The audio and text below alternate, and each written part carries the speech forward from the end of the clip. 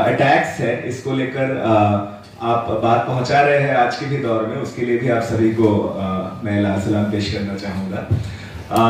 हम आज जिस दौर में रह रहे हैं, हम देख रहे हैं कि सबसे ज़्यादा जो हमला है देश के मेहनत कश आवाम के ऊपर, उसको लेकर जब बातचीत होती है तो उसके हर आयाम के ऊपर नियंत्रण लाने की कोशिश की जाती है।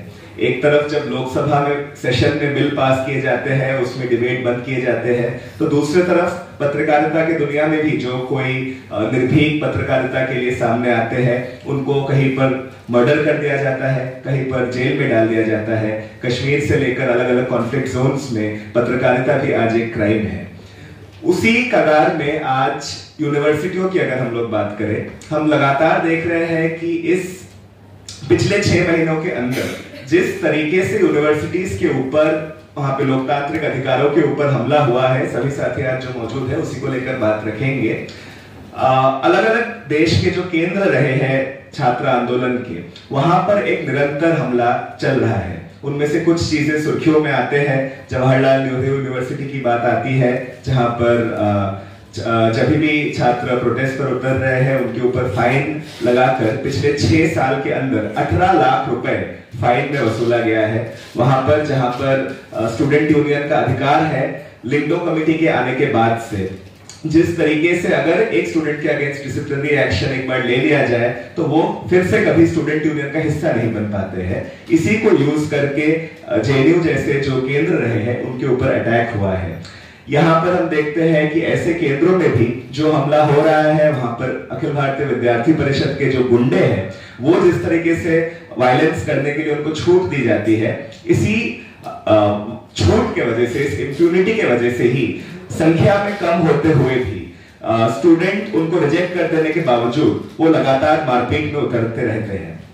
जामिया मिलिया इस्लामिया में हमने हाल ही में देखा जिस तरीके से वहां पर जब स्टूडेंट्स ने सीए एनआरसी मूवमेंट को याद करते हुए एक प्रोग्राम ऑर्गेनाइज किया, एक तुगलकी फरमान जो वहां के वाइस चांसलर लेकर आते हैं।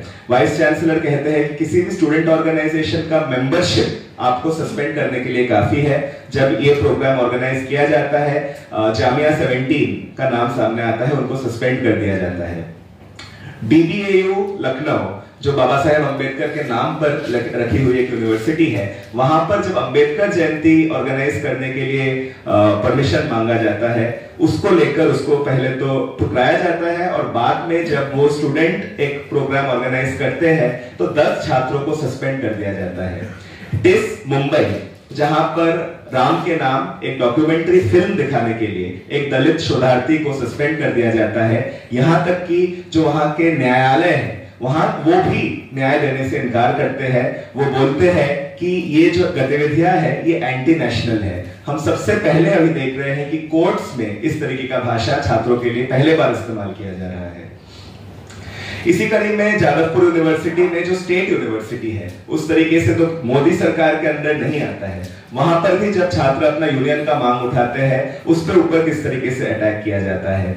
बीएचयू में अंबेडकर जयंती और बाबा साहेब के मार्गदर्शन को आगे लेकर जाते हुए जब एक मनुस्मृति दहन का कार्यक्रम रखा जाता है, उसको लेकर साथियों को 13 दिन के लिए जेल भेज दिया जाता है।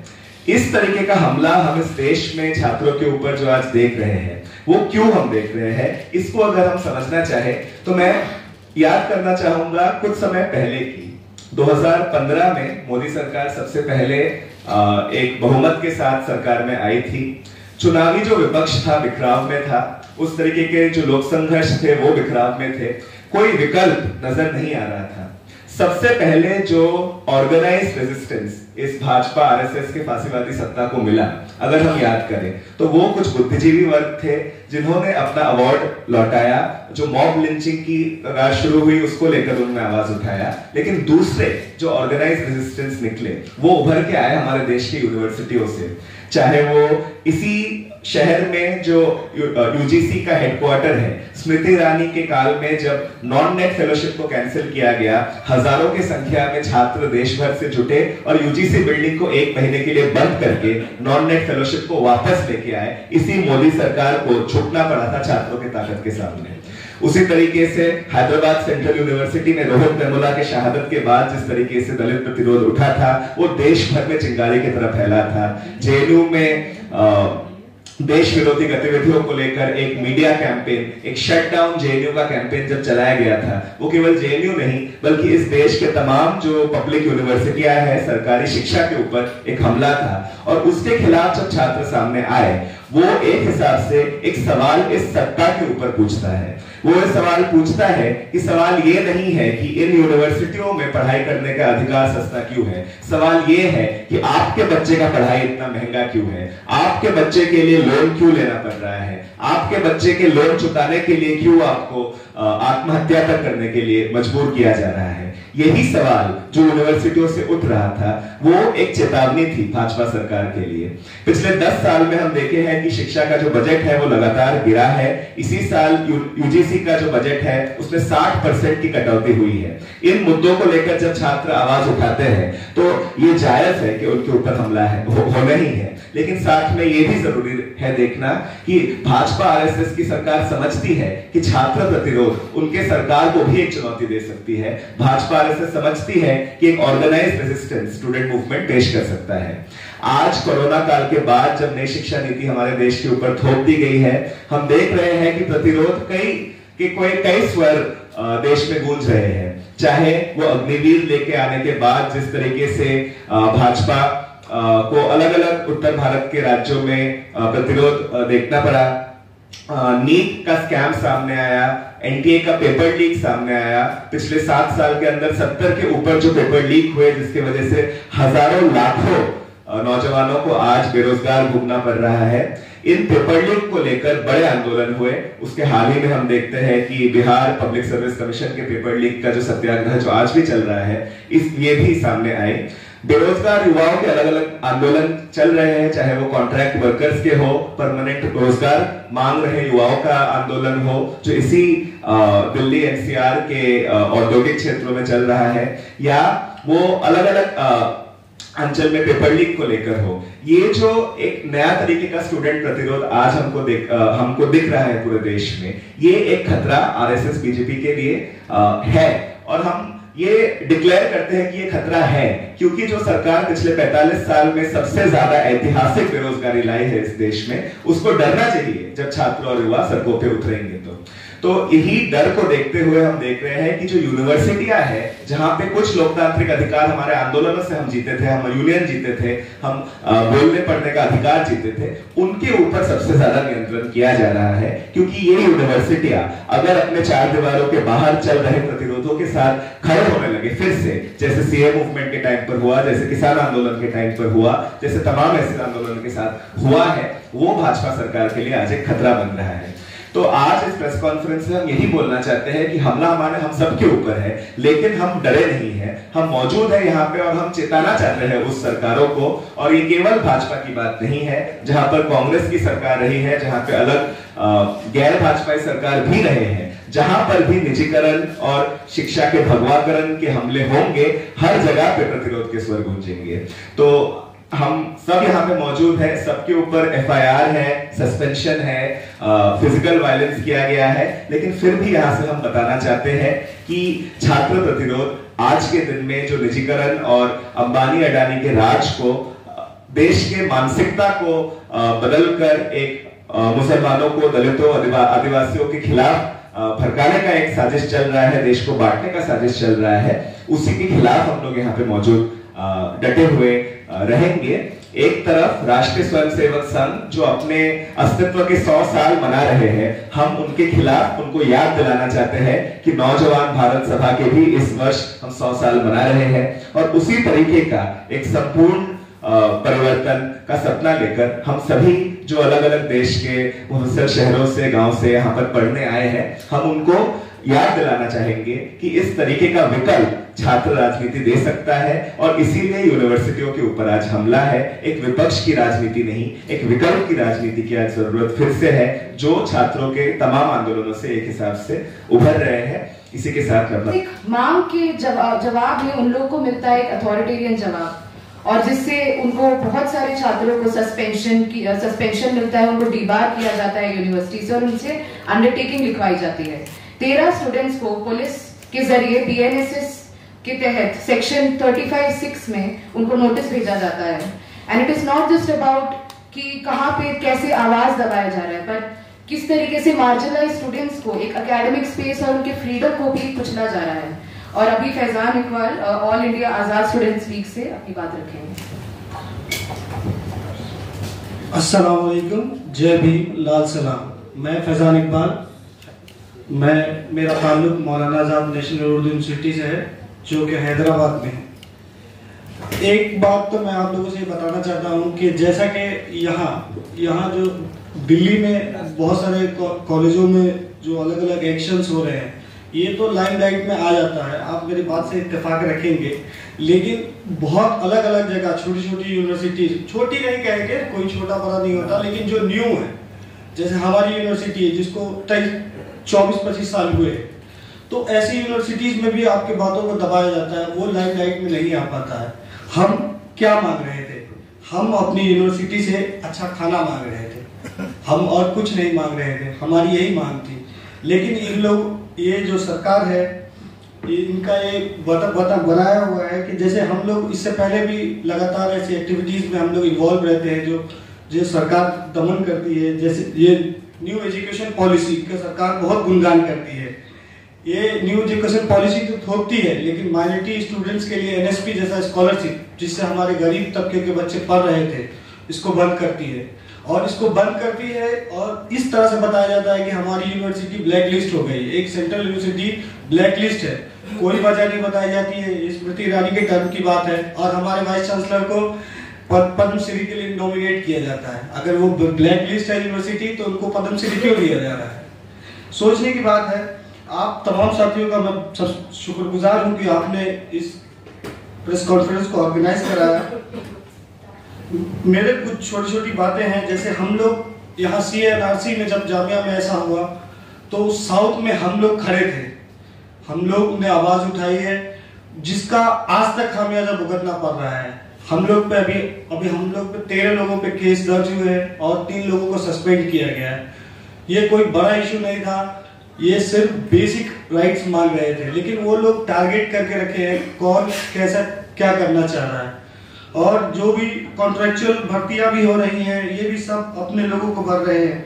जब से मालूम है सैयद ऐनुल हसन जो RSS के से आए हैं, उनके आने के बाद कोर्सों के नाम पे झांसा देके हमारे NSP को भी रोक दिया गया है। और भी ये सब स्कॉलरशिप, एक माइनॉरिटी के स्टूडेंट जो गरीब तबके से आता है, उसके लिए स्कॉलरशिप सबसे बड़ी बात होती है। उसके एजुकेशन को कंप्लीट करने के लिए स्कॉलरशिप सब बैकबोन की तरह काम करती है, क्योंकि हर आदमी अफोर्ड नहीं कर सकता है। हैदराबाद जैसे शहर में रहकर पढ़ाई करना बहुत कॉस्टली होता है। उसको बंद करना, मेस बिल बार बार उसको इंक्रीज करना, बहुत।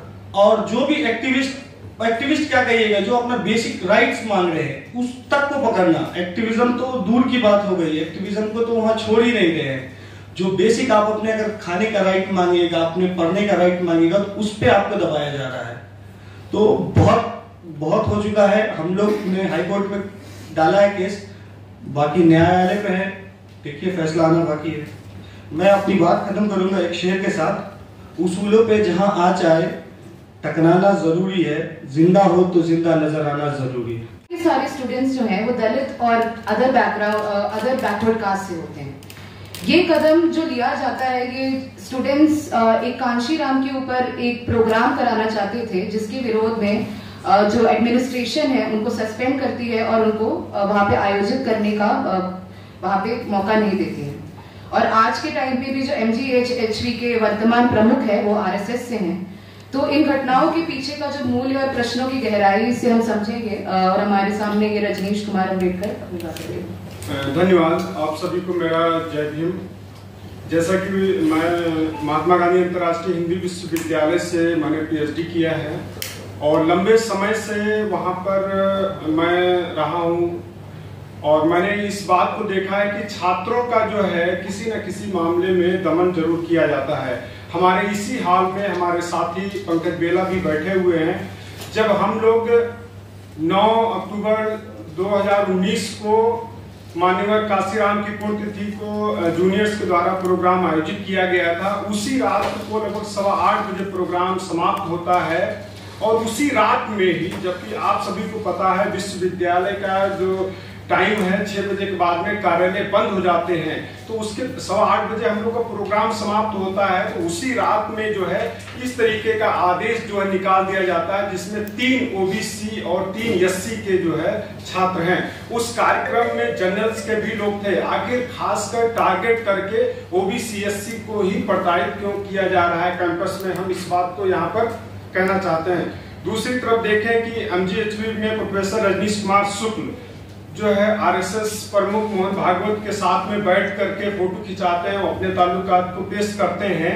और वहीं जब कैंपस में आते हैं तो जिस तरीके से भगवाकरण किया जाता है और खासकर छात्रों को और प्रोफेसर्स को डराया जाता है, और उसमें जो मैं PhD research scholar department of human studies से रहा हूं, मैंने थीसिस को अपना जमा कर दिया। थीसिस जमा करने के बाद में यूनिवर्सिटी एक्ट ये कहता है विदिन 15 दिन के अंदर जो है चेक होने के लिए चली जाएगी, लेकिन जो है हमारी जो एचओडी डॉक्टर सुप्रिया पाठक, उन्होंने 3 महीने 15 दिन तक जो है 3 महीने 11 दिन तक जो है थीसिस को नहीं भेजा और बाद में कहते कि आपके गाइड चेंज किए जाएंगे।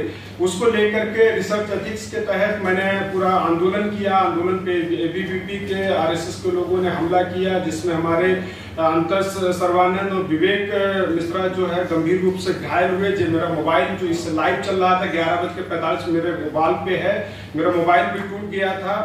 तो कहने का ये है कि किस तरीके से छात्रों मेरे साथ में जो लोग सहयोग कर रहे थे उनको कारण बताओ नोटिस जो है दे दिया गया। इसके बाद में रजनीश कुमार शुक्ल के दौरान ये नियुक्तियों में यहाँ धांधली जो है बड़े पैमाने पर हुई है। 25 से लगभग 45 लाख तक की ऐसा लोगों का कहना है कि जो है पैसे लिए गए हैं, और नौकरी देने के नाम पर यौन शोषण का जो मामला जो उजागर हुआ था, व्हाट्सएप जो चैटिंग थी वो भी वायरल हुआ था, जो काफी लंबे समय तक जो है महात्मा गांधी अंतर्राष्ट्रीय मीडिया के सुर्खियों में आ रहा है। तो ये पूरा एक दिखाता है कि किस तरीके से हर जगह कैंपस में जो लोग आवाज को उठा रहे हैं उनको किस तरीके से दमन किया जा रहा है। फिर उसके बाद में रजनीश कुमार शुक्ल को 14 अगस्त 2023 को जो कैंपस से जाते हैं, उसके बाद में विश्वविद्यालय का जो एक्ट है, एक्ट के अकॉर्डिंग जो है सीनियर मोस्ट प्रोफेसर इसमें दिया हुआ है, जो 7 जो क्लॉज है उसके तहत कि सीनियर मोस्ट प्रोफेसर जो है बीसी के चार्ज पर होंगे। लेकिन हमारे यहाँ जो है आईएम नागपुर के जो है भीमराव मैत्री को जो है नियुक्त किया जाता है। उसी का विरोध जो है हम लोग 26 जनवरी 2024 को मैं और राजेश कुमार यादव कर रहे थे, इनलीगल वीसी गो बैक का नारा, और उसमें हम लोगों को जो है गिरफ्तार किया गया, उसके बाद में छोड़ दिया गया। लेकिन सोशल मीडिया से जो लोग हमारा समर्थन कर रहे थे, इलाहाबाद से हमारे साथी रामचंद्र और विवेक मिश्रा जो स्नातक के वहीं पर थे, और सभी को उसी दिन जो है ये नोटिस मतलब जो है जारी कर दिए जाते हैं। 5 लोगों के हमारे पास में ये नोटिस हैं, नोटिस जारी कर दिए जाते हैं कि मतलब आप लोगों ने जो है कैंपस में जो है ध्वजारोहण को व्यवधान पैदा किया है, जबकि ध्वजारोहण फहरा दिया गया था, राष्ट्रगान हो गया था। उसके बाद में यहाँ जो इलीगल वीसी था उसका हम लोगों ने विरोध किया था। इससे पहले महामहिम राष्ट्रपति को और जिलाधिकारी वर्धा के माध्यम से राष्ट्रपति को और कुल सचिव और वीसी को भी हम लोग लेटर दे चुके थे कि अगर जो इलीगल वीसी है उनके द्वारा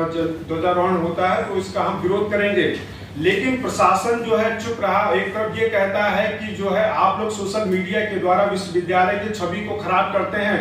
मैं यहाँ पर दिल्ली में प्रेस मीडिया के माध्यम से इस बात को कहना चाहता हूँ पूरे देश के विश्वविद्यालयों को कि आखिर आप लोग छात्रों की आवाज को जो है दबाने का काम करते हैं। जो छात्रों के जो भी मूलभूत अधिकार है उसके लिए कोई मांग करते हैं, तो क्या आप जो है मीडिया में और जो है विश्वविद्यालय की छवि को खराब नहीं कर रहे हैं? सिर्फ जो है अपनी नाकामियों को छुपाने के लिए जो है सैलरी आप लेते हैं और छात्रों को जो है मूलभूत जो सुविधाएं उसको अभी नहीं कर रहे हैं। हमारे यहाँ का जो पीएचडी एडमिशन का सत्र है 2022 से अभी कोई भी जो है किसी का नया एडमिशन नहीं हुआ है, जबकि उसमें तमाम मतलब इंटरव्यू हो चुका है, अभी भी उसको रोक रखा गया। कारण बताया गया है कि अपहार कारणों से अगले आदेश तक जो स्थगित है। आखिर के 3 साल होने को हैं, जो नए अभ्यर्थियों का जो है कैरियर आप बर्बाद कर रहे हैं, इसका जिम्मेदार कौन है?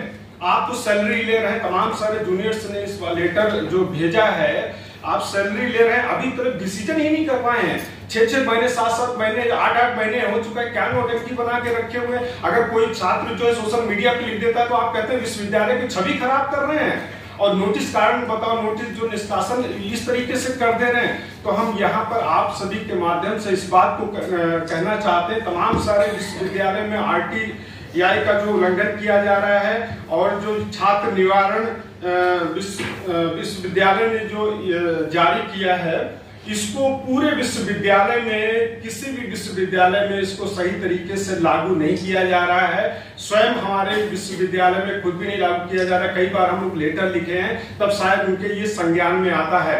तो इस तरीके का हर जगह, चाहे जादवपुर विश्वविद्यालय हो, जैसा कि अभी साथी BBU का जिक्र कर रहे थे, JNU का जिक्र कर रहे थे, और तमाम सारे जो DU है, सभी जगह जो छात्रों की आवाज को बुलंद कर रहे हैं, जो जनता की आवाज को बुलंद कर रहे हैं, महिलाओं की आवाज को बुलंद कर रहे हैं, उनको किसी न किसी मामले में जो है कारण बताओ नोटिस, निष्कासन, निलंबन कर दिया जा रहा है।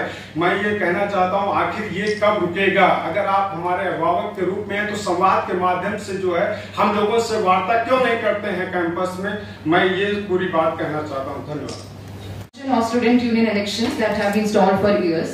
On March 1st, during a peaceful protest demanding these elections, he sustained severe injuries when the convoy of West Bengal Education Minister Pratya Basu ran over him. Despite his injuries, Indranuj faced non-bailable charges, and this shows how the state has been attempting to suppress dissenting voices, and Indranuj is going to speak on this. Inqilab Zindabad Sathiyo. Actually, the protest that was going on inside Jadavpur University and the consequences of that is nothing new, and it is not a sudden incident, because for the last 15 years after the regime change in Bengal, we have seen that how union elections, which was previously a legal and legitimate right of every colleges and universities there, was stalled. In 2013 an act was brought out by the West Bengal government stating that the student unions will now be dissolved and student councils should be made in place. So after that, from 2013 till 2025, none of the colleges and universities have seen any student union elections, and in these more than 10 years, all the colleges have been taking the student union fees from the students in every semester. These fees have been going inside the bank, into the bank accounts of the TMCP, the student wing of the ruling TMC government, and they have been conducting fests and corruption, and in the name of fest there have been several scams that have been going on. So whenever the students in different colleges try to protest against them, many students have been beaten and threatened into silence. In the case of Jadavpur University, because it has been a hub of the anti-government politics by the students, in 2020 the government was forced to conduct an election, and after that they have stalled it. In the last 5 years, our university had not received any state funding, and the 100 crore rupees that was sanctioned by the state government to our university was not granted, and our university has been facing financial crisis since then. Even in between, there were several months when the university was unable to pay the electricity bill, because of which there was a power cut in the university, and when the examinations were conducted, generators were brought from outside in order to just conduct the examinations. This is the state of a premier institution in the country. So when we tried to communicate with the education minister, they ignored all the calls, they ignored all the appeals by the VCs, and even when the VC went to communicate with the ministry, they just ignored the fact. And on January 7th this year, they sent a notification from Bikash Bhavan, the educational bureaucracy in Bengal, and they stated that since the process is going on to amend the Student Council Act, there shall be no talks in between the student and the university authorities regarding student union elections. So our question was, what is going to happen in between this period? There has been no time limit given to us, and because of the absence of student union, there has been problem in the placement cell. The arts placement cell of our university has become defunct. Even the engineering placement cell is undergoing several crises. The science and the engineering labs are unable to buy equipment due to the severe fund cuts in our university. So ultimately we didn't have any other option but to protest against the education minister when he visited for the conference of his organizations, Teachers Association, the West Bengal University and Professors Union and Associations, that WebCUPA, and there they were continuously instigating all the students. Initially when we entered the campus, there were hardly 40 to 50 students protesting against the minister, whereas on behalf of the TMC, there were more than 1,500 people who were attending the program, and other goons who have been hired in order to beat the students if any protests occur. Along with them, we saw many members of ABVP of university. They were carrying wickets and doing rounds inside the universities, and we made some alerts to other organizations and other students. They then came there and continued with the protest. At around 2:30 or 3 p.m., when the protesters were holding a banner showing a cartoon of the education minister, it was torn and chairs and bottles were thrown at the peacefully protesting students. And since this situation started flaring up, then the minister agreed to talk with all the students, and they asked to send representatives, but we were unable to send representatives because there were several student organizations and even various students who were not part of any organizations, but they were demanding for their basic democratic right to student union election. So the minister finally agreed to the talks, and when preparations are ongoing for that, suddenly the TMC goons started beating the students and made way for the minister to reach his convoy. And when we tried to block his convoy from getting out of the university, he instructed his driver to start the car and move in. It was beyond expectation to all of us that a car can run over the people who are protesting against them. Like, it never occurred before in front of our eyes. We didn't have any precedence in short history. So we just tried to stop the car, and when the car started going on, we simply asked the minister to slow it down so that the students can move away from the front. Instead, they picked up the speed, and many students, I was ran by the car, and it hit my eyes and my feet was broken and I sustained injuries. And there were many other students, like there was one activist from SFI over whom another convoy from another professor of our university and an associate of TMC, Om Prakash Mishra, his convoy ran over and he sustained fractures. And around 13 to 14 students were required to be admitted to the emergency because of the injuries they sustained on their shoulders and heads because of this beating and running over.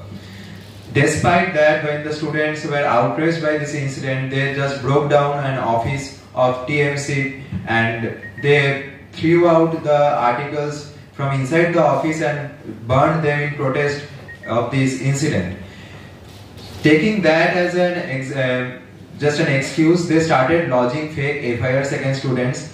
The FIRs we have currently found 7 FIRs related to this, which includes attempt to murder of the education minister, attempt to murder the Professor Om Prakash Mishra, and Binay Singh Thakur, another worker of TMCP, and includes the cases like snatching, molestation, robbery, death threats. Whereas when the students tried to lodge a single FIR against the minister and his associates for running over and attempt to murder of the students, the police denied to take any cases, and the students have to move to High Court in order to get just their cases registered. Even after that, even after threatening from the court, the police were asking the students for the statement record against the minister, that which organization you are affiliated to, from where are your funds coming, who have instructed you to take out this protest? These are the questions which from the investigation related to the when the accused is a minister, the students are being questioned like this. And since then, 3 students have been taken to police custody. One of them, Comrade Sahil, he was taken into police custody that night illegally, and the next day he was produced to court and taken into 10 days of police custody. There he was severely beaten, and one of the police constables, after he saw the severely injured state of Sahil, he called the parents of him to inform that your son is in a dire state, please take legal actions in order to release him. One police constable had to call his parents and say this after the torture. After that, the day Sahil was released, another student, Comrade Shomadip Mahanto, he was taken into the custody, and for 5 days he was kept. And when the court told that there is no basis for taking them into custody, sedition charges were placed against them regarding a graffiti of Azad Kashmir that had been long painted inside the campus. It was not even related to the students who are just the first year students. They joined the university last year, and the graffiti was painted 6 to 7 years ago. So the next day, another student was taken for interrogation into compliance, Comrade Shobdik, and he too had been arrested. Since then, all the students have stopped going inside the university for any compliance, and currently the non-bailable sections are still valid against us. There have been threats that they can arrest any one of the students at any time, and they are now requesting to make a police outpost inside the university so that they can move anytime and keep an eye on all the situations. So, not going into the specificities of this incident, we do not see this as an isolated incident. Like, we have seen how the comrades in Jamia were charged and they were arrested for organizing the Jamia resistance protest.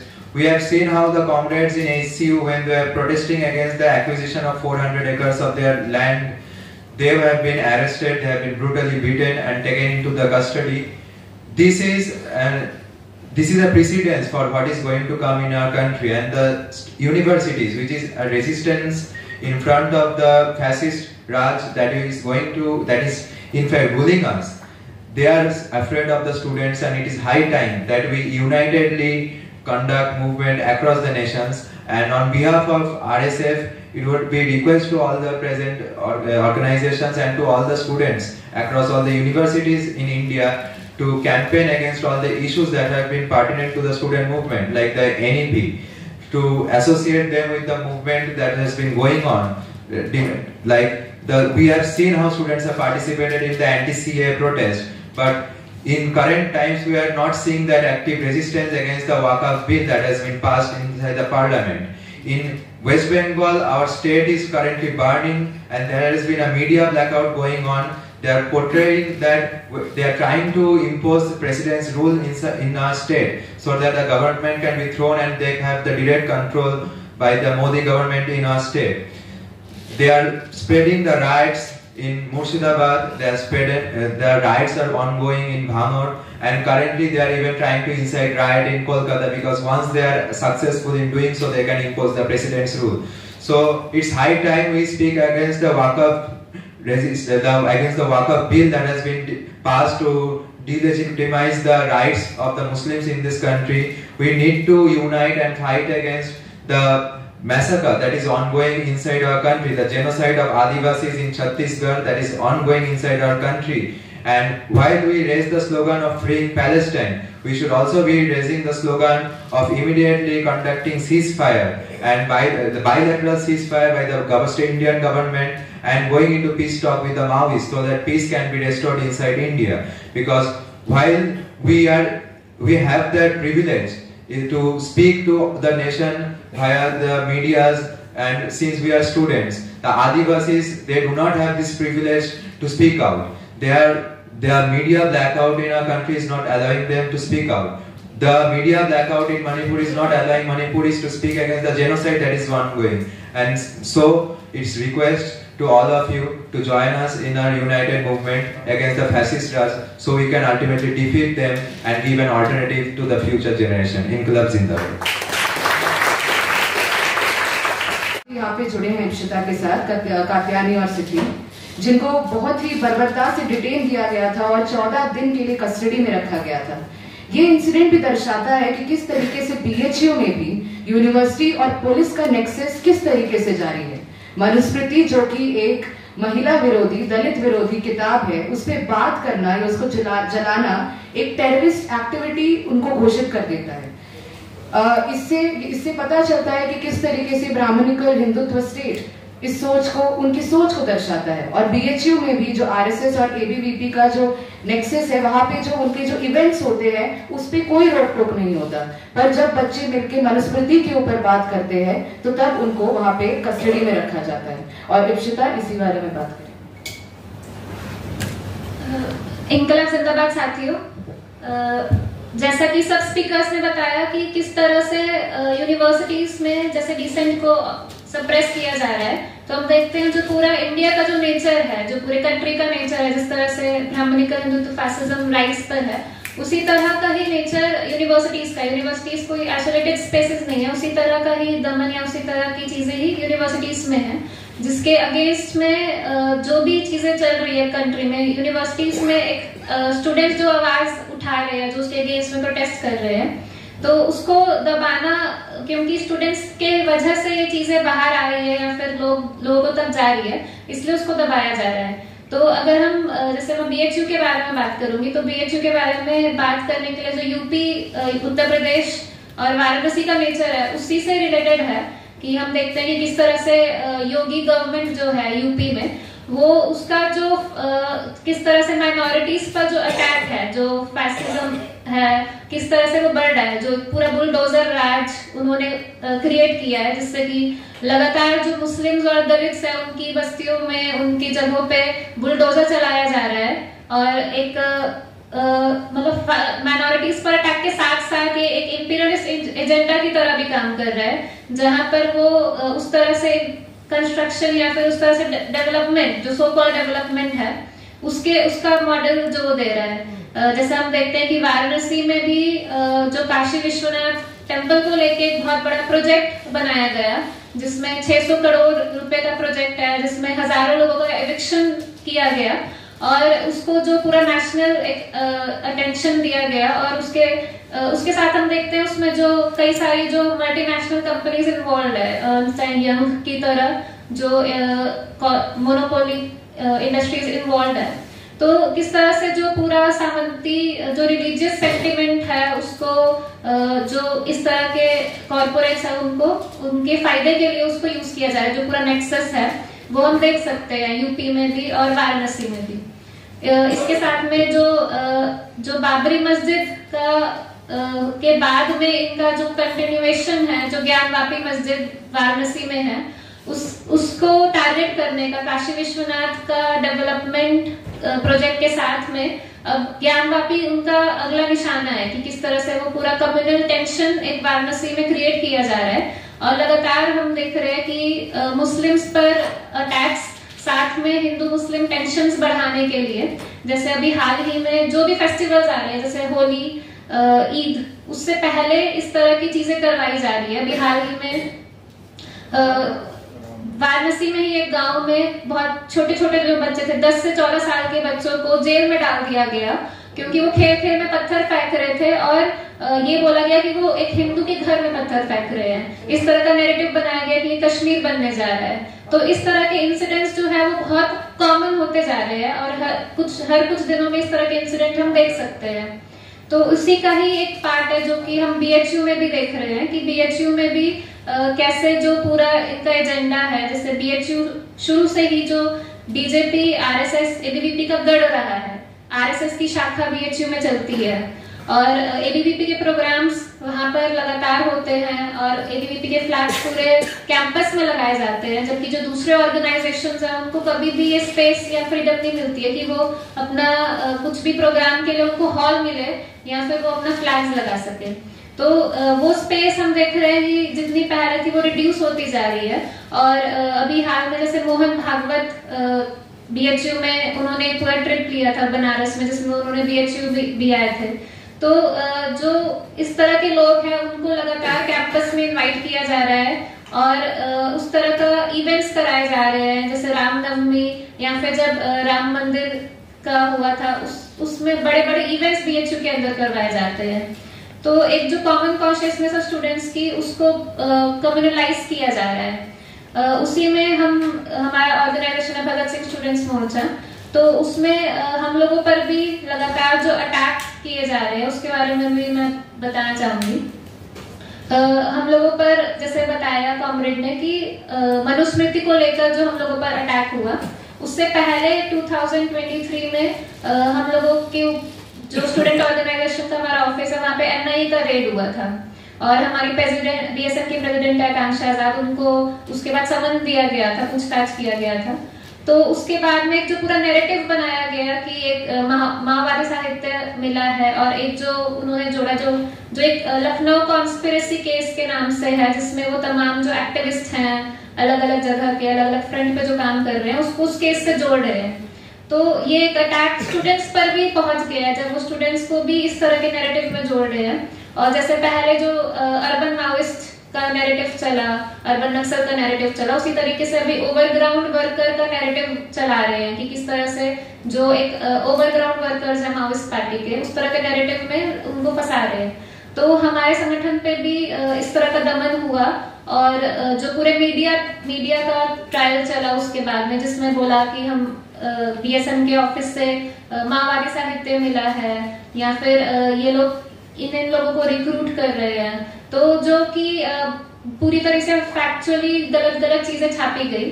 तो उससे एक पूरा माहौल बना हमारे against में campus के अंदर, स्टूडेंट्स के अंदर या फिर आसपास में। और जो स्टूडेंट जहाँ पर ये मतलब उन्होंने रेड किया था उसके बाद में बहुत सारी प्रॉब्लम्स फेस करनी पड़ी। तो उसके बाद से हम देख सकते हैं कि उसके बाद भी एनआईए ने लगातार इस तरह के रेड किए हैं। जो उसने अगले साल में, इसी साल में देवेंद्र जो हैं उनके ऊपर रेड किया, जो इलाहाबाद यूनिवर्सिटी में एक ऑर्गेनाइजेशन में है आईसीएम में। उसके बाद में हमारे जो एक एक्स मेंबर हैं विनय, उनके ऊपर उनको पूछताछ के लिए बुलाया। तो ये इस तरह से लगातार कर रहे हैं कि ताकि एक आइसोलेट हो सके, ताकि हम लोग आइसोलेट हो सके, क्योंकि हम लोग लगातार बीजेपी और आरएसएस का जो सत्ता है उसको क्वेश्चन कर रहे हैं, उसके अगेंस्ट में प्रोटेस्ट कर रहे हैं। तो हमको स्टूडेंट्स आइसोलेट करने के लिए, हमको डराने के लिए, हमको पीछे करने के लिए इस तरह की टैक्टिक्स कर रहे हैं। एनआईए के अलावा जो इंटेलिजेंस और एटीएस, ये सारी एजेंसीज भी इसमें मिलकर काम कर रही है। एटीएस जो यूपी में काम कर रही है उसका पूरा एक गुंडा वाला चरित्र है, जो वो गुंडागर्दी करती है और बिना किसी रूल्स और रेगुलेशंस खैर एनआईए भी फॉलो नहीं करती है, लेकिन जो एटीएस है वो खुले तौर पे गुंडागर्दी करती है और डराना, धमकाना, अरेस्ट करना, फर्जी केसेस में फंसाना। कई सारे जो एक्टिविस्ट हैं उनको फर्जी केसेस में अभी जेल में है, जैसे कृपा शंकर, बिंदा, जो उनके साथ के एक्टिविस्ट हैं। तो उसी तरह हम लोगों पर भी एटीएस, हमारे मेंबर्स के भी घर में जाके एटीएस ने क्वेश्चन किया एनआईए रेड के कुछ समय बाद में। जो भी हमारे सिंपैथाइजर्स हैं जो एक्टिव नहीं हैं उनके भी घर में जाके, जिनका भी घर यूपी में था, उनके घरों में भी जाके एटीएस ने पूछताछ किया ताकि वो लोग डरे और वो लोग पीछे जाए। तो इसके अलावा 2023 में एक आईआईटी बीएचयू में गैंग रेप का इंसिडेंट हुआ था। इस इंसिडेंट से भी बहुत कुछ साफ होता है वहां के नेचर के बारे में कि जब भी गैंग रेप का इंसिडेंट होता है उसके बाद में हम लोग प्रोटेस्ट पे बैठते हैं, ज्वाइंट में कई सारे ऑर्गेनाइजेशंस हम लोग प्रोटेस्ट पे बैठते हैं और वो प्रोटेस्ट के बाद तीसरे दिन जो है एबीवीपी के जो गुंडे हैं वो हम लोगों पर अटैक करते हैं। तो ये अटैक होने के बाद में हम देखते हैं कि एबीवीपी हमारे अगेंस्ट में फर्जी एफआईआर दर्ज कराते हैं कि SC/ST एक्ट जैसी धाराएं हम लोगों पे दर्ज कराते हैं और जो हम लोगों ने कंप्लेंट फाइल कराई थी वो आज तक हम लोग 1.5 साल से ज्यादा हो गया है और आज तक हम लोग उसके लिए फाइट कर रहे हैं। आज तक वो एफआईआर हम फाइल नहीं करवा सके हैं। तो ये इन जनरल भी हम देखते हैं कि एफआईआर फाइल कराना भी बहुत मुश्किल है। अगर सेक्सुअल हरासमेंट का भी केस है उसमें भी एफआईआर फाइल कराना हमारे लिए बहुत मुश्किल हो जाता है, अगर वो ऑर्गेनाइजेशन से ना हो तब भी। तो बहुत ज्यादा जो इस तरह का हम देख सकते हैं इस केस में भी कि एबीवीपी के स्टूडेंट्स ने जो हमारे अगेंस्ट में केस कराया वो अभी तक चल रहा है, अभी तक हम लोग उसको क्वैश नहीं करवा पाए हैं और अभी तक हम लोग उनके खिलाफ में केस नहीं करवा पाए हैं। तो इसके अलावा जो चीफ प्रॉक्टर थे उन्होंने भी उनके सपोर्ट में स्टेटमेंट दिया एबीवीपी के सपोर्ट में, या फिर बहुत सारे जो ऐसे पोजीशन पीटा जाता है। ऐसे ही जेएनयू में सिर्फ एक वॉल पेंटिंग के लिए, जो वॉल पेंटिंग ऑपरेशन कगार के खिलाफ होता है, जिसमें बोला जाता है, जिसमें लिखा जाता है वॉल पेंटिंग्स में कि a republic must not kill its own children, जो कि सुप्रीम कोर्ट का खुद का स्टेटमेंट है, और वो स्टेटमेंट लिखने के लिए इनको वहां पे पुलिस उठाती है और इनको फिर से इनका कस्टोडियल टॉर्चर होता है। इन्हीं सारी बातों के ऊपर गौरव। इनकलाब जिंदाबाद साथियों, मैं गौरव भगत सिंह छात्र एकता मंच से। जैसा साथी बता रहे थे, जो लास्ट इंसिडेंट्स के बारे में बता रहे थे, मैं वहीं से शुरू करना चाहूंगा कि जो हमने फरवरी में वॉल पेंटिंग की थी जेएनयू में, जो कि ऑपरेशन कगार के ऊपर थी, जो बस्तर, छत्तीसगढ़ के बस्तर क्षेत्र में एक जेनोसाइड चल रहा है, एक ऑपरेशन कगार चल रहा है, जिसमें 2024 से लगभग 400 से ज्यादा आदिवासियों को मार दिया गया है। और उस पे हमने एक वॉल पेंटिंग की थी। हमने ये कहा था कि जो ये रिपब्लिक है वो अपने ही लोगों को नहीं मार सकता। ये सुप्रीम कोर्ट की लाइन थी। हमने इस लाइन को लिखा था, हमने ये लिखा था कि इस वॉर को रोका जाए, जो इसी देश के लोगों पे चला जा रहा है, इस वॉर को रोका जाए। और इसको लिखने के बाद पहले तो हमें यूनिवर्सिटी के अंदर यूनिवर्सिटी के गार्ड्स पकड़ते हैं और आधे घंटे के अंदर वहां 5-6 गाड़ियां पुलिस की आती है और हमें पहले वहां जेएनयू कैंपस के अंदर मारा जाता है, पुलिस का द्वारा मारा जाता है, हमसे हमारा फोन छीना जाता है और उसके बाद हमें पुलिस थाने लेके जाता है सुबह 4:30-5 बजे। और वहां पे लगभग वहां भी मारपीट करने के बाद लगभग 8-9 बजे सिविल ड्रेस में मास्क पहने हुए 8-9 लोग आते हैं और जब हम पुलिस से पूछते हैं ये कौन है, तो वो कहते हैं कि ये एनआईए आईबी से है, ये आपका इन्वेस्टिगेशन करेंगे। अब सवाल ये आता है कि वो इन्वेस्टिगेशन किस बेसिस पे था। वो हमसे लगभग हमारे 4 साथियों को डिटेन किया गया था और 4 साथियों को लगभग 4-4 घंटे लीगल इन्वेस्टिगेशन चलती है। उनसे तरह तरह के सवाल पूछे जाते हैं, उनको रेड टैग किया जाता है, हमारे संगठन को रेड टैग किया जाता है। बोला जाता है कि सीपीआई माओइस्ट का फ्रंटल ऑर्गेनाइजेशन है, आपको वहां से फंडिंग्स आ रही है, आप उनके लिए काम कर रहे हैं। अब हमें इसके पीछे एक रेड टैगिंग की पॉलिटिक्स को समझने की जरूरत है, जो कि अभी के टाइम पे एक व्यापक रूप से फैल चुका है कि किसी भी संगठन को, किसी भी इंडिविजुअल को, किसी भी पॉलिटिकल इंडिविजुअल को आप माओइस्ट या बैंड ऑर्गेनाइजेशन से जोड़ के उसको क्रिमिनलाइज करते हैं। उसको क्रिमिनलाइज करने के बाद आप ये काम करते हैं कि आप उस पे किसी भी तरह का दमन आप लेजिटिमाइज करने की कोशिश करते हैं। आप जनता में ये भ्रम फैलाने की कोशिश करते हैं कि ये क्रिमिनल है और इस पे किसी भी तरह का दमन लेजिटिमेट है। ये जो होता है ये हम काफी समय से देखते आ रहे हैं। अब साथी ने लखनऊ कॉन्स्पिरेसी केस की भी बात की, जिसमें बहुत सारे अभी दिल्ली, हरियाणा और तमाम जगहों पे एनआईए की रेड्स हुई, जिसमें बहुत सारे लोगों को ओवरग्राउंड वर्कर, सीपीआई माओइस्ट का फ्रंटल ऑर्गेनाइजेशन तरह तरह के रूप से करके उनको लखनऊ कॉन्स्पिरेसी केस से जोड़ने की, जिसमें कॉमरेड अनुरुद्ध राजन और कॉमरेड अजय को जेल में डाला गया जिस केस के तहत। अब हम ये देख रहे हैं कि ये पर इसमें ये भी एक देखने की बात है कि ये दमन सिर्फ जो हम बात कर रहे हैं कैंपस डेमोक्रेसी की, जो हम स्टूडेंट्स और स्टूडेंट मूवमेंट छात्र आंदोलनों पे जो दमन है उसकी बात कर रहे हैं जब, तो हमें यह भी देखने की जरूरत है कि किन छात्रों पे वो दमन हो रहा है। ये मतलब वो छात्र जो मजदूर किसान वर्ग की आवाज उठा रहे हैं, उन छात्रों पे दमन हो रहा है। वो छात्र जो इस ब्राह्मणिकल हिंदुत्व फैसिस्ट स्टेट के जो इस दमनकारी जो हर मजदूर किसान आंदोलन पे जो दमन चल रहा है उसके खिलाफ आवाज उठा रहे हैं, तो उस पे दमन हो रहा है। जो दलितों पे अत्याचार हो रहा है, अगर उस पे आवाज उठा रहे हैं तो उस पे दमन हो रहा है। जब मुसलमानों पे दमन हो रहा है, उस पे आवाज उठा रहे हैं तो उस पे दमन हो रहा है। हम कश्मीर में देख रहे हैं और इसको हमें एक ऐसे भी देखने की जरूरत है कि ये जो हम इस विश्व स्तर पे जो स्थितियां हैं वो कैसी हैं। विश्व स्तर पे स्थितियां ऐसी हैं कि जो साम्राज्यवाद का संकट है वो गहरा होता जा रहा है और उसके कारण से ये जो भारत जो इस देश में जो अर्ध सामंती अर्ध औपनिवेशिक व्यवस्था है उसमें एक फैसिज्म का रूप सामने आ रहा है। मतलब जो एक फैसिस्ट अटैक्स हर डेमोक्रेटिक डिसेंट पे सामने आ रहा है। पहले ये जो मजदूर किसान की आवाज उठा रहे हैं उन पे दमन करेंगे, जो आपको माओइस्ट बोल के दमन करेंगे, आप पे माओइस्ट का ओवरग्राउंड वर्कर बोल के दमन करेंगे, आपको सीपीआई माओइस्ट के फ्रंटल ऑर्गेनाइजेशन बोल के दमन करेंगे।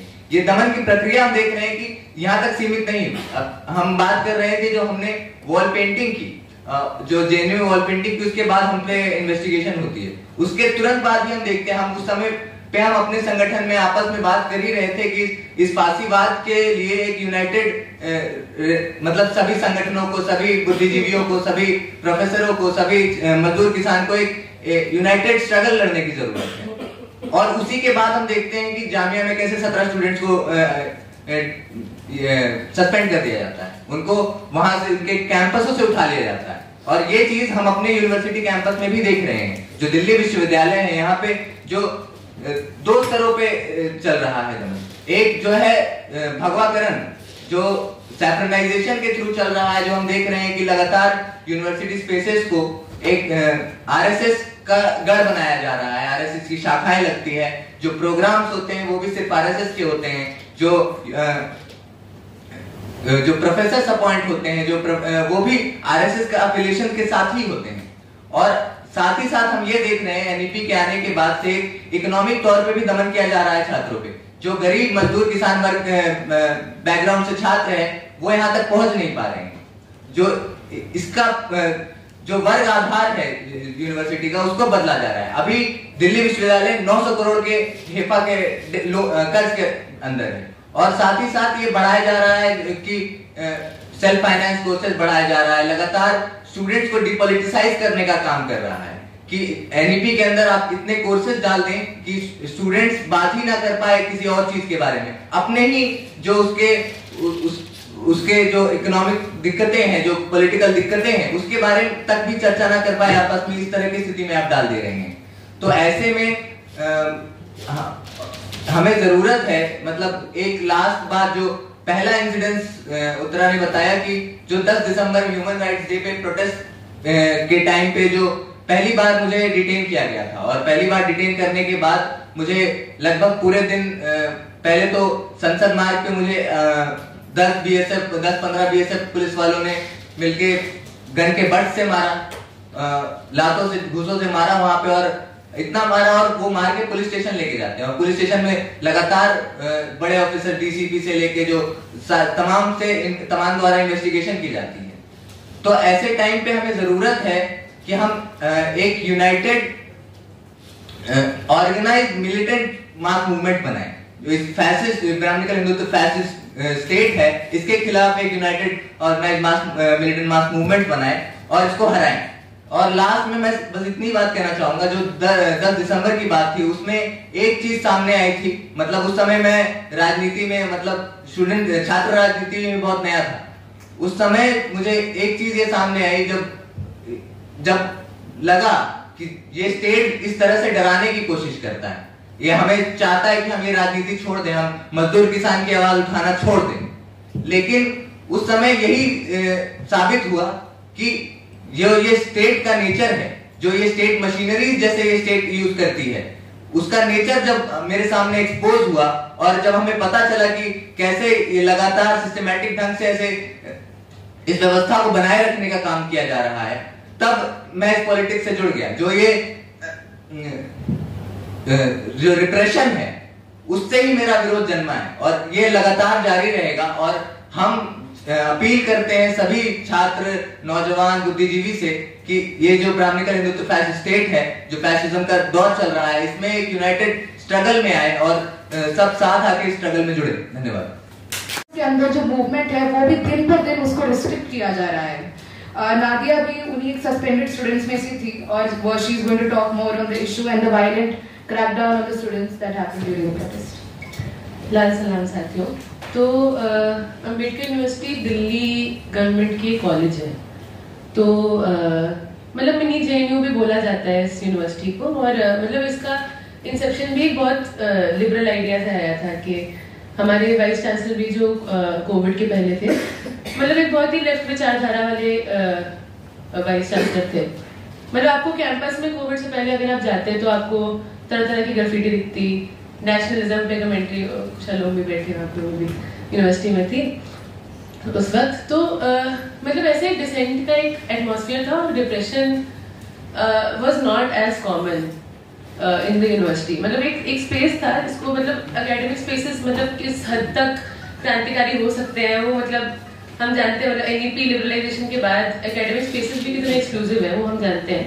पर एक बबल था यूनिवर्सिटी में, आप जो भी कहें उसको, पर एक बबल था जिसमें रेजिस्टेंस और मतलब फ्रीडम ऑफ स्पीच काफी हद तक अलाउड था। तो कोविड के जस्ट पहले हमारी एडमिनिस्ट्रेशन चेंज होती है, सत्ता चेंज होती है। हमारी वाइस चांसलर अनु लाथर, हमारे प्रॉक्टर और रजिस्ट्रार नए आते हैं।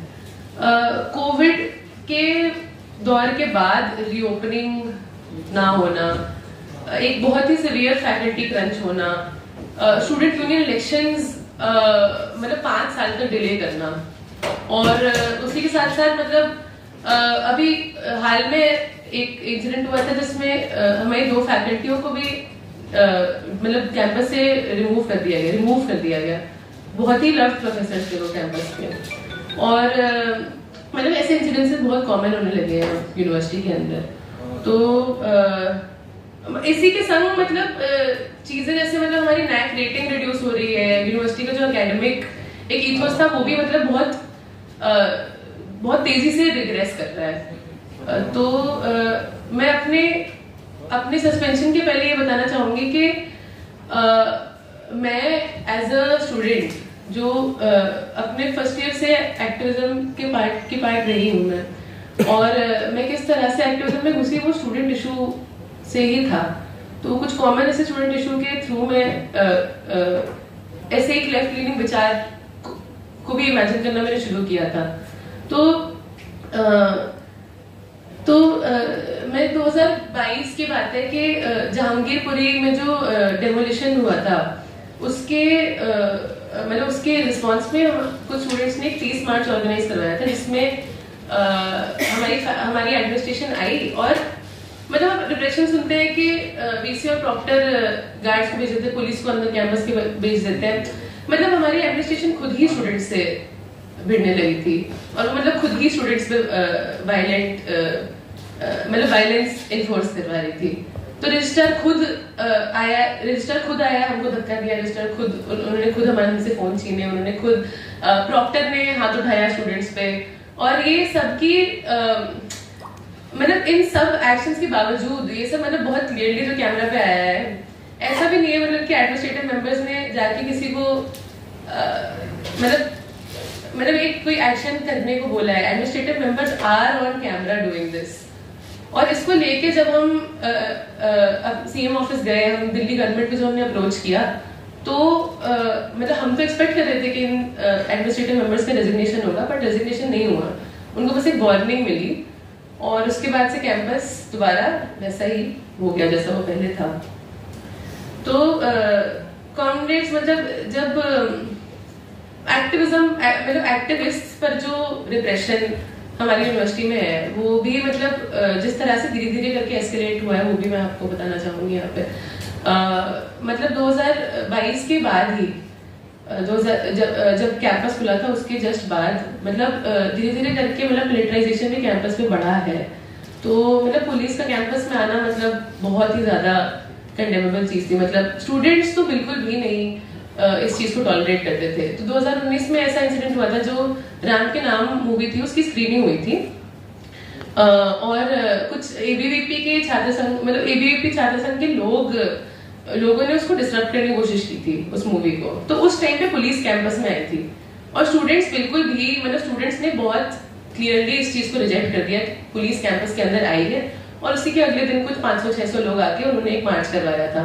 तो ये सेम सेंटिमेंट मतलब स्टूडेंट्स में रहा है कि पुलिस कैंपस में आए, ये बहुत मतलब मतलब ये चीज स्टूडेंट्स अप्रिशिएट नहीं करते हैं। और मतलब हमारी यूनिवर्सिटी भी इस तरह की यूनिवर्सिटी है, अम्बेडकर यूनिवर्सिटी छोटी यूनिवर्सिटी है, मतलब छोटी सी दुनिया है, पर स्टूडेंट्स बहुत ही ज्यादा यूनाइटेड है। तो हमारा ऑर्गेनाइजेशन भी कुछ 8 सालों से है इस यूनिवर्सिटी में। 2017 में SFI आया था यूनिवर्सिटी के अंदर, तब से हमने कोशिश रखी है कि स्टूडेंट्स जितना ऑर्गेनाइज रह सके उतना ऑर्गेनाइज हो। तो छोटी छोटी मुद्दों पे स्टूडेंट्स का आउटरीच बहुत ज्यादा होता है। तो धीरे धीरे करके ये रिप्रेशन बढ़ता है। मतलब मेरे थर्ड ईयर में मैंने ये भी एक्सपीरियंस किया है कि मतलब despite the university knowing I am a student, पर मुझे गेट के अंदर एंट्री नहीं मिलती थी। काफी दिनों पे मेरी क्लासें मिस हुई है, मेरे एग्जाम मिस हुए हैं इस वजह से कि मेरे पास आईडी कार्ड नहीं है और ऑफिस वाले आईडी कार्ड बनवा भी नहीं रहे और मुझे बस कैंपस के बाहर फेंक दिया गया। तो ये एक चीज है। तो अब मैं सस्पेंशन पे आती हूँ। मतलब देखिए, वाइस चांसलर जो हमारी है उन्होंने कुछ जनवरी ऑनवर्ड से एक नया रूप लिया है। ऑब्वियसली मतलब दिल्ली गवर्नमेंट में आप जानते, मतलब दिल्ली गवर्नमेंट ऑब्वियसली आप सरकार से भाजपा सरकार बन चुकी है, तो मतलब वही सेम वो क्या कहते हैं बूटलिकिंग का जो दौर था, मतलब तरीका था वीसी का, वो आप जनवरी ऑनवर्ड्स आप देखो कि उन्होंने एक बहुत ही संघी लाइन ले ली थी। तो वीसी और प्रॉक्टर, मतलब प्रॉक्टर तो खैर हम जानते हैं कि रजिस्टर्ड आरएसएस मेंबर है वो, बट वीसी ने भी एक लाइन लेनी शुरू की थी, आइडियोलॉजिकल लाइन, जो थोड़ी संघी लाइन लेनी शुरू की उन्होंने। और इसके बाद इसके तुरंत बाद एक बहुत बड़ा मूवमेंट कैंपस में इसका भी हुआ था जो स्टूडेंट यूनियन इलेक्शंस का था। तो स्टूडेंट यूनियन इलेक्शंस भी कुछ 6 साल से हमारी यूनिवर्सिटी में नहीं हुए थे। स्टूडेंट्स आए साथ में, उन्होंने यूनियन इलेक्शंस करवाए और यूनियन इलेक्शंस में लेफ्ट बहुमत से जीता। तो अम्बेडकर यूनिवर्सिटी आप दिल्ली की यूनिवर्सिटी है, दिल्ली में एक यूनिवर्सिटी है, मतलब यहाँ पे ऐसा नहीं है कि मतलब लेफ्ट इतना मतलब गवर्नमेंट में भी इतना पावरफुल है, बट अम्बेडकर यूनिवर्सिटी जैसी यूनिवर्सिटी में जहाँ पे लेफ्ट मतलब बहुत सारे लेफ्ट वॉइसेस है मतलब इस यूनिवर्सिटी में, और फिर भी मतलब बिना अलायंस के मतलब ऐसा स्पेस अम्बेडकर यूनिवर्सिटी अभी है कि मतलब लेफ्ट के अंदर भीतर भी जो डिसएग्रीमेंट्स है, जो आइडियोलॉजिकल डिबेट्स हैं, उसके बावजूद लेफ्ट बहुमत में जीता। तो मतलब इस तरह का एटमॉस्फेयर था और ऑब्वियसली मतलब इस पे क्रैकडाउन होना था। तो जस्ट यूनियन इलेक्शंस के अगले दिन हमको मैसेज मतलब एक नोटिफिकेशन आता है कि मुझे और मेरे 2 और साथियों को, अनन और हर्ष, उनको सस्पेंड कर दिया जाता है। तो इस मतलब इसका एक सस्पेंशन जो था वो एक रैगिंग के केस से आया है। तो रैगिंग के केस को हमने विसल ब्लो किया था। बेसिकली हमने जाके मीडिया में बताया था कि एक रैगिंग का केस हुआ है जिसकी वजह से एक स्टूडेंट ने मतलब आत्महत्या करने की कोशिश की थी। तो इस केस में हम क्योंकि मीडिया के पास गए और इनकन्वीनियंस हो गई यूनिवर्सिटी वाले, तो उनको सस्पेंड कर दिया गया। और हम लोग का जो बैकग्राउंड है मतलब हम इतना हमारे पास सोशल कैपिटल है नहीं एक्चुअली। मतलब कॉमरेड मैं और अनंत दोनों हम लोग दलित फैमिली से आते हैं, और जो कॉमरेड हर्ष है वो मतलब बहुत ही गरीब तबके से आते हैं, वो सोनिया विहार में स्लम्स में रहते हैं। तो हम लोग पे ये मतलब ये सस्पेंशन चढ़ता है और हमारा रिव्यू नहीं होता है। तो मतलब हमको कुछ 2 हफ्ते वेट करते हैं और हमारा रिव्यू नहीं होता है। और जो बाकी के लोग थे जो सस्पेंशन में इन्वॉल्व थे, जिन लोगों ने रैगिंग की थी, मतलब उनके मतलब वो जिस तरह की फैमिली से आते हैं, हमको ये सुनने में आया था कि बाप मिनिस्ट्री में है, तो आके उन्होंने सीधे बोल दिया कि प्रॉक्टर को धमका दिया, तो उनका सस्पेंशन रिवोक हो जाता है। पर हमारा सस्पेंशन 1 साल तक था और वो चढ़ा रहता है। तो अब देखिए मतलब इसको हम पॉलिटिकल सस्पेंशन क्यों कहें, मतलब ये भी एक सवाल है जिसका जवाब हमको बहुत देना पड़ा है कि सस्पेंशन पॉलिटिकल क्यों है। मतलब हमारे सस्पेंशन नोटिस पे हमको ये बोला गया था कि इंटेलेक्चुअल प्रॉपर्टी थेफ्ट और हमने हरासमेंट किया है किसी का, इसलिए हमको सस्पेंड किया गया है। मीडिया में जाके यूनिवर्सिटी वाले ये कह रहे थे कि हमने यूनिवर्सिटी की इमेज खराब करने की कोशिश की है। तो इमेज मतलब नैक रेटिंग हम नहीं हटा रहे हैं। फैकल्टी यहाँ पे जो मास रेजिग्नेशन कर रही है वो हमारी वजह से नहीं कर रही है। जो रैगिंग के केसेस यहाँ पे हो रहे हैं, जो अननोटिस जा रहे हैं, वो हमारी वजह से तो हो नहीं रहे हैं, बट हम यूनिवर्सिटी की इमेज टार्निश करते हैं। तो इस वजह से हमको सस्पेंड किया गया, ये ऐसा उन्होंने मीडिया में बोला है। और एक मीटिंग में जो वीसी ने ये बोला है कि ये जो स्टूडेंट्स हैं इनकी एक हिस्ट्री रही है इनडिसिप्लिन की, इसलिए इनको सस्पेंड किया गया। इनडिसिप्लिन मतलब क्या है? इनडिसिप्लिन मतलब सीधी बात है, छात्रों की आवाज उठाना।